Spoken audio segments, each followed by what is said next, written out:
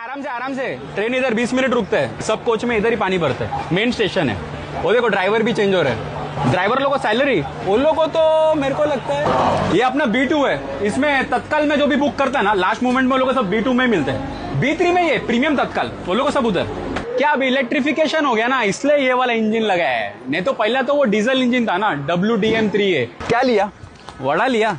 काय के लिए? अभी आधे घंटे में चिपलून आएगा, वहां का वड़ा खा के देख, मस्त है एकदम। हाँ, अपना ट्रेन थोड़ा लेट हो गया। वो 1219 down Mumbai CST Gondia superfast ना, वो निकला नहीं है। वो निकलेगा, उसके बाद अपना ट्रेन आएगा। वैसे ये पालक का खेती है, लेकिन जमीन पूरा रेलवे का है। वो देख उधर पत्थर लगे थे, वहां तक पूरा रेलवे का ही जमीन है।